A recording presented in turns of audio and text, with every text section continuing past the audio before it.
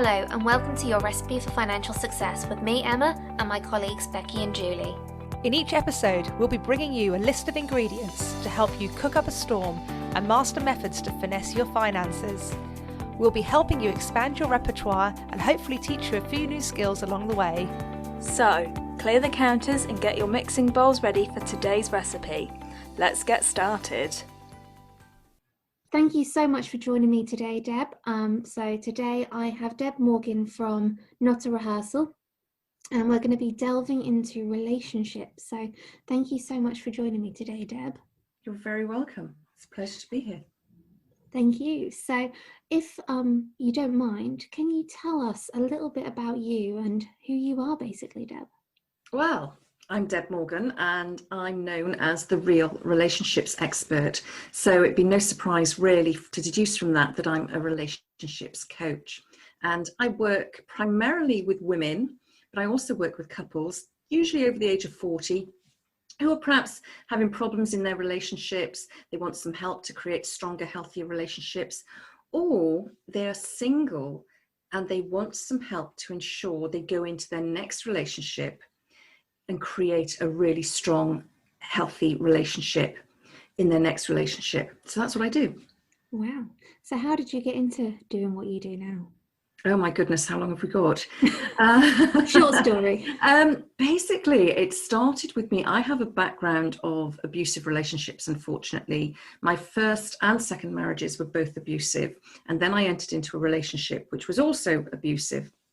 And I got to a stage through all of that where I wanted to understand why this was happening, and got to the point where I thought, well, the only common denominator here is me. What am I doing for those people to treat me in that way? And I learned obviously that it wasn't my fault, but what it did was set me on the path to psychology, to study in psychology. So I studied for a psychology degree with the Open University, and I learned an awful lot around that, and then sort of delving into the likes of NLP, neuro-linguistic programming, etc. I understood that it was about their behaviours and their patterns that they had learned, usually as children. And I'm not going to go into all the psychology of it there, but I recognised then that actually, if we could treat or train people, educate people to create strong, healthy and robust relationships, we could potentially reverse the prevalence of domestic abuse. And that's a massive, massive mission. It's quite scary. And initially I started working with survivors of domestic abuse, just to help them understand that, you know, there is life beyond abuse. You can create the life you want. I wrote a couple of books about it. But what I found was, because I was always focusing on domestic abuse and the bad stuff, it was having a really adverse psychological and physiological effect on me as well. Although I was helping people, it wasn't doing me any good.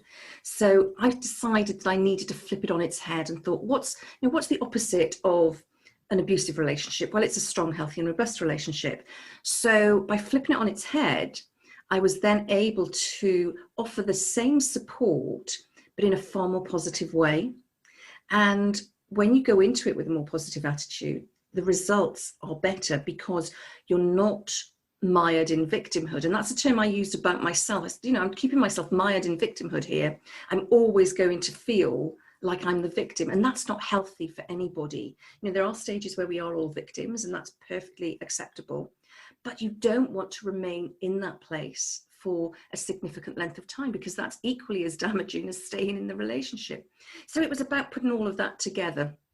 And I knew I wanted to coach people. I'd had a business a number of years ago, and I'd seen the value of business coaches. Obviously, I know the value of coaches. You know, I had a running coach when I learned to run and things like that. We go to diet companies and have diet coaches when we want to lose weight. So I knew I wanted to coach, but I didn't really understand back then about the concept of life coaches. They were quite new on the scene. So over time, I thought, right, then I'm a life coach. And then that evolved into me focusing solely on relationships, because all of the people I was working with they wanted to know about relationships. So that really was my area of expertise, because I had that background in abusive relationships. I then focused on that in my studies. And in amongst that as well, I'd done some work within the sex industry. So I was able to look at relationships from every angle, literally and metaphorically, and take it from there. So that enabled me to have a really good overview of both a male and a female perspective of relationships. So that's why I do what I do now. Wow. You can tell just the way you speak about it, and you sound so passionate about it and enthusiastic is so lovely to see. Oh, thank you. I think probably having that obviously awful background for you has helped you to to help so many other people in a way that maybe you didn't have the help at the time. So completely. And I do recall going through it at various stages and getting to a point where I was at my absolute lowest. And it's no surprise, anybody that follows me on social media will know that I attempted to take my own life. Fortunately, I didn't succeed. But back then I saw that as a failure as well. And I'd had failure after failure with my marriages, my relationships, my business, that I just thought that was a whole load of rubbish. But I got to a stage when my attempt to take my own life had failed. I thought, right, I've obviously been unsuccessful for a reason. There are lessons to learn from this. If I can help just one other person not to go through what I've been through, then it will have been worth it. And that was the turning point for me. And, it wasn't quite as clear as that. It wasn't a flash of light or anything that brought me to that conclusion. That was after, months, maybe years of really thinking, what on earth is going on? What can I do? Why is this happening? And I realized, actually, I need to help at least one other person. And of course, what's happened is by focusing on wanting to help others, I've been able to help so many more people. And for me, that's fantastic. So now it's become almost a worldwide mission to reduce the prevalence of domestic abuse. Out of that one little seed that really just kept me going. It gave me the motivation just to get up off the floor, Wow, such an incredible story to share, your journey of where you've got to where you are today. Thank you. So obviously, being a relationship coach, you are the perfect person to help talk to us about relationships and how money can affect those relationships. Mm-hmm. But before we get into the depths of that, I'm just intrigued. Do you have a first memory of money that you could share with us? Yes, I do actually. My mum had been a building society manager. She'd started her career in the bank when she was, I think, 18 or 19. And those were the days where nothing was computerized, as you might imagine.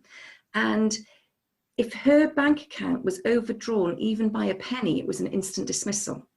So she was always very, very strict about money in, money out. And I recall every Friday evening, after we'd had our evening meal, she would sit down once the dishes were done and everyone was settled. It would normally be about 7 o'clock. And she'd get out her notebook and she'd write, it was basically a profit and loss account for the house, all of the income, all of the outgoings, and she would balance it every single week. And she knew exactly what was going where. And as I got older, I became more aware of her still doing that. And then, hang on a minute, I've lost 15 pence or something silly like that. It'd be a small amount. And she wouldn't stop until she had found where every last penny was. That, of course, was a hangover from her days in the bank. But that's my recollection of her as I was growing up. Every Friday evening, she would have to balance her books. So almost do the housekeeping for the house. Wow, that's an amazing story. She still does it now. She's in her mid-70s and she still does it. I don't think she does it every week now, but she does balance the books on a regular basis. Wow. Is that something that rubbed off on you as well then? Yes and no. It had a bit of an adverse effect on me actually, because I saw it, I think I interpreted it. And of course, with being able to look at it through the lens of psychology as well now, I see it so differently. But I know back then I interpreted it as a way of keeping really tight control on your money. And I'd always been quite good with money. When I'd had a paper round and when I'd earned pocket money, I could do so much on so little. But then when I got my first job and my first salary, oh my goodness, there was more money than I'd ever had at any one time. And that led me down a path where, having watched my mum be so, not tight with money, that's the wrong word, but so aware of what she was spending and live so within a budget. And I'd say to things, well, Mum, why don't you buy that brand of coffee instead of that one? Because I've saved 5 pence on a jar and things like that. So whilst as an adult now I understand it, back then I thought, well, this is just ridiculous. Just buy what you want. If you've got the money there, buy what you want. For me, it turned into really expensive shoes and really expensive cosmetics and skincare. And that was my downfall, unfortunately. I ended up with an awful lot of debt. And it's kind of been the story of my life, if you like, because I inferred earlier that I'd had a business before. And whilst there are lots and lots of reasons that I'm not going to go into right now, the business became insolvent. It was a very successful business, became insolvent almost overnight due to some internal sabotage, which I won't expand on right now. And I ended up having to go through personal bankruptcy. So it was almost as if that whole thing had caught up with me from my sort of late teens, early 20s. And finally, it took bankruptcy for me to understand, oh, right, okay, I can't just go out and have what I want when I want. And of course, there's far more to it than that. Yes. But those really are the pivotal moments, if you like. Wow. Fantastic. I'm just going to talk to you today, if it's okay, about a few different areas. So I started thinking about Deb Morgan, relationships. What could I talk to her about? And I kind of sat here and thinking, and I thought there's 3 areas that popped into my head about different kind of impacts that I can see money has on relationships as an outsider that knows very little about relationship coaching. And I just wondered if you could talk to me a little bit more about these 3 things that I think are probably quite prevalent in lots of different relationships. So the first one is thinking about a couple where one earns more than the other, and sometimes it can be considerably more, and particularly where the woman is the one that's earning more. So I'm interested how you've seen that impact relationships and kind of the effects that can have. Okay, that's an interesting one, because of course, whilst we all like to feel that we are very we're feminists and we're all out there and we're okay with things as they are, you know, the generational conditioning of the past is gone and we can accept that we are all equals, or in some cases women earn more. What I notice in relationships is that very often that still causes an issue. And the issue is because of the generational societal conditioning of the previous generations. So we have been brought up based on the values and beliefs of our parents, who were brought up on the values and beliefs of their parents, and so on and so on. And each generation then creates their own set of values and beliefs as well. So we end up as adults, generally we create a hybrid of values and beliefs that work with us, remaining sensitive to those of our parents, but actually creating our own identity. And it's very, very difficult for most people to really pull away from their parents' conditioning and their parents' values and beliefs. And what will often happen if a woman is earning more than a man is that whilst the couple might say they're okay with it, it's the underlying subconscious beliefs that are creating the conflict. And very often you'll find the male will say, well, you know, I don't mind that she earns more than me. That's absolutely fine. But subconsciously, he's got usually it would be his father's voice in the back of his head saying, what's wrong with you? Why can't you earn the same as her? So he's getting the messaging that he's a failure as a man. Lots of men tell me they feel emasculated because we still have that very, very deep-rooted DNA, if you like, genetic makeup that says men are the providers and women look after the family. And we move away from it as much as we can as we develop, but very often we are still stuck in that mindset.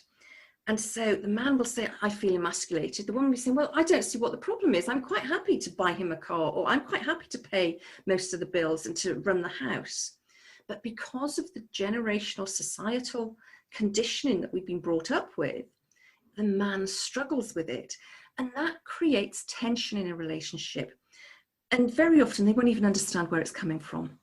but it's all the stuff in our past, all the stuff in our history, all of the programming that is so deep rooted within our primitive brain that we don't even know it's there, because for the most part we go through life accepting, you know, all the advances in technology and in life and everything else. And it's that subliminal stuff, that unconscious stuff, that comes to the fore. And very often that's just a symptom of something that's underlying. So whilst I have couples who have that problem where the woman earns more, considerably more, you can work through it. It takes a lot of hard work. You can work through it, but it's understanding what's going on subconsciously. And that's the tough bit, because of course we don't think about it, because who sits down and has a cup of coffee and, I wonder what's going on in my subconscious at the moment about the situation I'm in. That stuff always comes out in different ways, and it's about looking at the symptoms and understanding it. Of course, when I have couples in that instance, then we work through a strategy that works for both of them. We find out what the male needs to feel sort of more equal, if you like, and likewise what the female can do. And I'm using a heterosexual couple there. It could be a same-sex couple, but you know what the female can do to make her partner feel more equal. And it's the same sort of work I do where I perhaps have a male and female couple where traditionally the male is earning more than the female, although you know that's a lot more common to deal with, but it's the same sort of strategy. I see. So would you say in some circumstances that actually talking about it can actually help the problem? Would you say Oh, absolutely. Keep quiet and don't talk? Absolutely. Very often what we feel, particularly if you're the partner who earns the lower amount, this could be male or female, is that you feel that by saying something you sound ungrateful. And as a partner who earns the lower amount, of course you're grateful that your partner is earning so much more and is able to perhaps look after the house or buy you a car, or whatever it is. But what I've seen time and time again is that the other partner, the lower earning partner, always somehow feels that they're not quite good enough because they're not an equal. So by talking through all of that, helping them work out ways in which they feel they are an equal. And a lot of it might come down to just the amount of housework perhaps they do. And that's, be it male or female. It could be if you've got a partner who's earning significantly more, and usually if they're earning significantly more, they're working longer hours, etc., then perhaps you contribute just as much by doing the lion's share of housework, for example, or lion's share of childcare. So we start to talk through all of those sorts of things. We can put a value on it as well. I don't like to put a value on housework particularly, but okay, if you were going out and doing this, if you were going out and ironing, how much would you charge for that per hour? If you were going out and cleaning a house, how much would that cost per hour? So they start to see the value in the work they are doing, and gradually you see that that huge gap becomes a lot less. That's really interesting, because I'd never even considered how you kind of value that and justify it to kind of yourself, like as a lower earner, how would you do that? So that's really interesting to see that you could actually physically put a value on it to help you kind of understand that. Yeah, and it's about creating that value. Again, it's about subconsciously creating that link. Well, you know, if I'm doing all this ironing, if I'm doing all the cleaning, if I'm doing the cooking, if they were paying me to do this, I would be being paid X amount. Mm-hmm. And normally I sort of go about £15 an hour. I think, well, if I was to get a cleaner in, if I was to get an ironing person in, if I was to hire somebody to cook meals, how much would it cost? Now, okay, if you go out and do that in a salaried position, you're not going to be earning £15 an hour. But to pay somebody to come into your home and do it, I think £15 an hour actually is quite low. Yeah. But that's a nice sort of ballpark figure. And some couples will say, oh no, you know, it'd be more than that. It'd be £20 an hour. So I work with the couple, but I always use sort of £15 as the benchmark, and we go from there. And it's surprising how over the course of a week and then a month, that adds up. That's really good. Thank you, Deb. Welcome. So another scenario that I was thinking about that jumped out to me was the impact that financial difficulties can have on a relationship, and not necessarily something that you both know about. Maybe one partner keeps something quiet and doesn't say something to the other because obviously they're fearful of what they might have to say about it. So if you could explore that one a little bit more for us and tell us your experience of that, that would be fantastic. That one's really interesting, and I see that one a lot.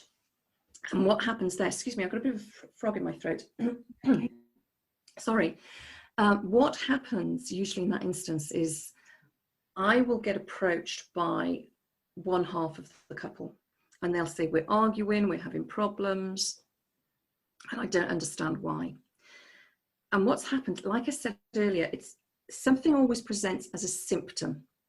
And usually what the person tells me they want to deal with is never the issue in the relationship. It's just a symptom of an underlying cause. So I will start talking to them about areas of their relationship. And it's usually not long before we find out that there's some issues around money. And when I ask deeper questions, then they'll say, well, actually, I've got a lot of debt. I haven't told my partner about it. And it's getting really stressful because they keep asking me for money to go towards things, or to go towards the bills or the house. And I certainly recommend that most couples try and have some sort of equal contribution to the household pot in some form or another. So they'll say to me, we're having these arguments because I can't contribute anymore. They don't understand why I can't contribute anymore when my salary is this, or I'm bringing this much in. And we don't know what's causing the problem. And I'll just say, have you told them about your debt? No. Why not? Because they'll go mad. And what I end up having to do then is actually coach them into how to have a difficult conversation. And sometimes I will invite them to bring their partner to a session, and we do it either face-to-face or via Zoom. And I'll invite them to bring their partner to the session so they can have that conversation. Or I'll give them a framework they can work with to enable them to have that conversation, and then put plans in place to deal with the debt. Now, having done that myself in the past, I can give them a very basic framework. But what I always do is say, look, I can give you this framework, work with this to start with. And it goes, it's as basic as list down all of your debt, list down all of your income, list down all of your outgoings, so you know exactly where you are. And it's something I do whenever I work with a couple. We work across all areas of their life. And certainly in my main program, I say, right, where are you right now in your relationship? I call it the get real stage. And we do relationships, we do health and wellness, we do business and career, and of course we do finance. So we go through the same process for each area in my program. And once they've done that, it's almost a huge sigh of relief, because very often people who are lying about their debt are also lying to themselves. Yeah. And when they can see exactly what they're dealing with, then you can create a plan. And when we've got to that point, then I will signpost them to various of sort of the debt help agencies out there. Or I'll say, go and speak to financial advisors such as yourselves. I know you don't really focus on debt, but I know with the Money Compass that you're involved with, that's a really, really good way of dealing with money issues on a sort of, not quite a forceful level, if you like. Yeah. So I'll always signpost them elsewhere. Once we've got that get real stage and they know what they're dealing with, it's right, now you know what you're dealing with, this is where you can go to sort that out. But I always advocate, have the conversation with your partner, then have the conversation with your creditors. Very good advice there. So I was thinking about that in a bit more detail, and I was also thinking about, again, a woman would often do this to her husband or something and say, oh, this top, this dress, oh no, that's been in my wardrobe ages.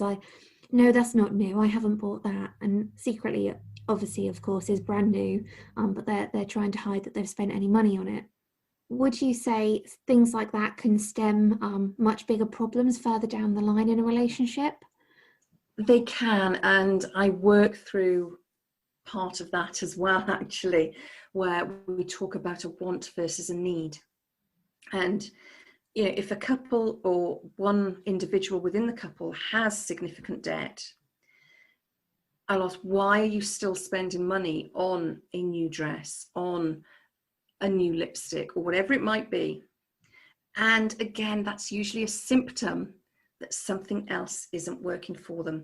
So we do a lot of work to understand what's going wrong for them, what's not working, why are they spending money to fulfill something else, because that's usually what it is. And once we've established what that is, we can understand where it's coming from. We can work on what the actual problem is.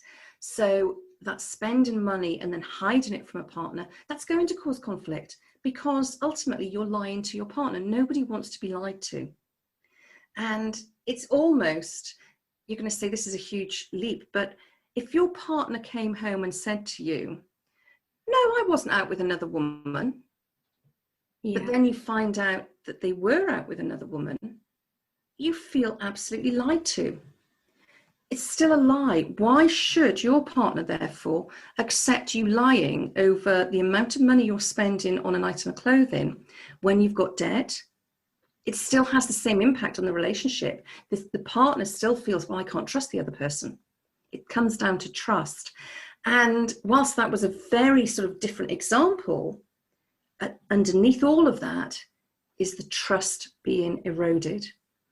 Yeah. And that's what causes the problem in the relationship. I see. So all of these things that we do are just kind of signposts to that key root problem that actually is the thing that needs dealing with. Absolutely. And, you know, there might be couples who sort of go out and buy something, and you might perhaps spend a bit more on a dress than you wanted to, for example.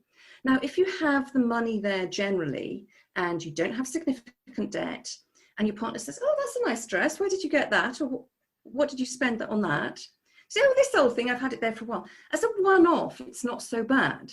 But when that becomes habit, although if I rewind all that back, that's not saying that infidelity is, as a one-off, is okay. I'm not saying that at all. No. But if you have the means to buy something, and you can have a laugh and a joke and say, oh, this old thing, because if it's a one-off, if it's a laugh and a joke, you're more likely to turn around to your partner and say, yeah, this old thing, I had this in the wardrobe for ages.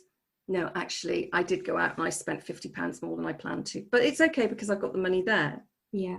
So you can have that sort of conversation. And it's like so much with language and in couples, it's all about the nuances. And that's what I work on with them. Fantastic.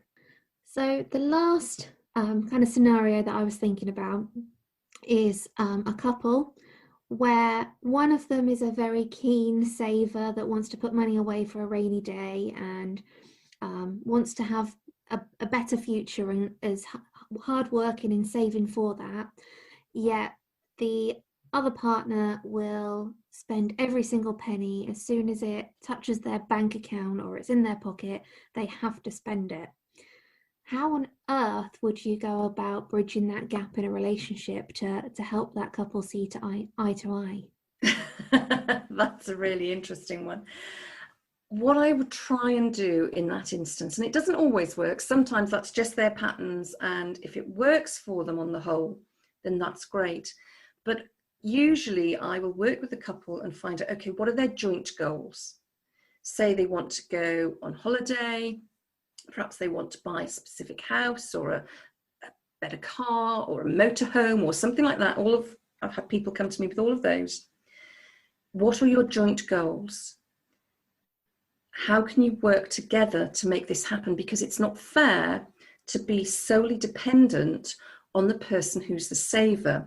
Because if you have joint goals and one person is saving and the other person isn't, that's not a joint goal. That's a joint goal in as much as the person who's not saving is saying, well, yeah, I'm happy to go with that as long as they buy it.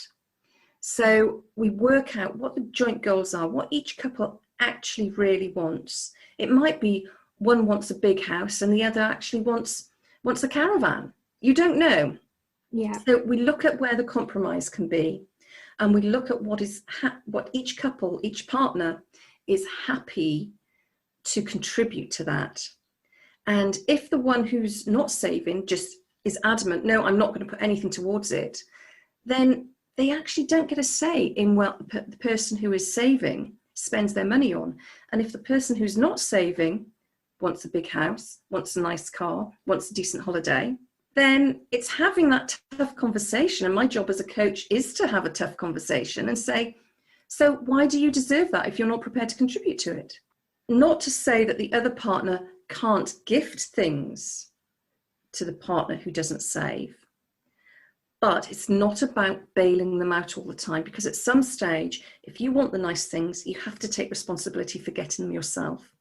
And that kind of goes full circle back to the first scenario you gave me, where one partner earns significantly more than the other. Again, it's not about each going in 50-50. It's about saying, okay, I can contribute 75%. I can afford to contribute 25%. It's about looking at who earns what, where the income and outgoings are, what they can afford to save, and actually taking it from there. So you look at what the goal is, you look at what they need to save, work out who can save what. If between them they are able to save the amount they need to save to achieve that goal, fantastic. If not, or the one partner isn't prepared to, then it's about having the conversation about maybe you need to reconsider what your objective is, what your dream is. Do we change that? So there's so many variables, so many conversations you can have around it. But hopefully, in a nutshell, I've given you an idea of the sorts of conversations I would be having. I see. So you've mentioned there several times in a couple of scenarios, like equal contributions. And by the sounds of it, it doesn't necessarily need to be a monetary value necessarily. It's contributing what you can financially, but also making sure you're committing and contributing to the same kind of goals and dreams. Exactly. And of course, let's not undervalue emotional support. If your partner is totally supportive for you, say you're going through a tough time, and you've got a partner who's there for you, who you can talk to, who'll put their arms around you and say, it's okay, it's going to be okay. They don't necessarily have the answers. You know, the value of emotional support is priceless. So I look at all aspects of the relationship, and we put not such a monetary value, but I work with couples to help them understand that having an equal relationship isn't always about having the same amounts of money. That's really important to remember. Thank you, Deb. So I've been really interested in everything you've had to say today, and I'm sure our listeners have too, and they might want to get in touch and ask you some more questions, or they might have a relationship they need some help with themselves. So could you tell us how our listeners could get in touch with you and how you may be able to help them? Yes, certainly. Contact me through my website, which is www.notarehearsal.co.uk, or you can find me on Facebook. I've got a group, a women's group called Real Women, Real Life, Real Relationships. Love to see you in there. Or look at the Not a Rehearsal page on Facebook as well. You can contact me through any of those means. I'm on other social media as well, but I won't bombard you with all of that right now. Fabulous, thank you. So is there one top tip or key piece of information that you could leave with our listeners that may be able to help them with their relationship and money? Yes, talk, have the conversation. I know it's hard, I know it's difficult, but have that conversation, because the more you talk, the more you can sort out. And if you don't want to have that conversation on your own, let me know and I can help. Fantastic. So being your recipe for financial success as well, it wouldn't be right if I didn't ask you, just at the end here, Deb, what is your favourite recipe? Oh my goodness, now I'm not a big cake eater, so I had to think about this one. I've got lots of allergies, so I haven't really eaten cake or biscuits or anything for many, many years. But there is one cake I have made in recent years, which some of my friends know if I'm making it, they beat a path to my front door. And it's a gluten and dairy-free coffee cake. Oh, And absolutely stunning. I can read the recipe if you would like me to. go for it. Okay, so you have 200 grams of butter, 200 grams of caster sugar, 4 eggs, 200 grams of gluten-free self-raising flour, although I use rice flour. Then you want 3 tablespoons of strong black coffee and 200 grams of cream cheese. Now these days I use a vegan alternative because that doesn't contain dairy or soya. And then you want some icing sugar for the top. All you're going to do is cream together the butter and sugar until it's light and fluffy, then beat in the eggs one at a time, then beat in the flour, then mix 2 spoons of the coffee, mix in 2 spoons of the coffee, and you've made that up into a strong coffee in a cup. Then what you want to do is divide the mixture between 2 oiled and lined 20 centimetre round baking tins. Bake in a preheated oven for 20 to 25 minutes. Cool on a wire rack. Then the cream cheese, mix the cream cheese with some of the icing sugar. Spread that in the middle like a Victoria sandwich. Put the other layer on top and then sprinkle the top either with icing sugar or caster sugar, or you can use some more of the coffee to create a coffee icing if you like. And sometimes people will put walnuts on the top as well, but I like it just as the coffee cake with a little bit of icing sugar on top, and it's absolutely stunning. That sounds absolutely delicious. And if it wasn't so early in the morning, I'd be very tempted for a slice right now. I have been known to have a slice for breakfast in the past, I have to be honest. Very nice. I'll make sure we get that recipe up on our website as well, so we can share that with everybody too. So thank you so much, Deb. It's been lovely to have you today, and I'm sure we will be speaking to you again in future. Thank you, Emma. I've really enjoyed being here. And with that, we've completed today's recipe. We hope you have enjoyed following along with us today and cooking yourself one recipe closer to a financially secure future. If you've enjoyed today's podcast, you can head over to www.recipeforfinancialsuccess.co.uk, where you can find out more information and a full list of ingredients from today's recipe. For more hints, tips and tasters, find us on Facebook at Your Recipe for Financial Success. If you'd like to get more involved, share your own experiences and learn from a friendly community on a similar journey to you, why not join us in our new Facebook group, The Money Compass, where we will support you to navigate your way to financial success. Thank you for listening and see you next time.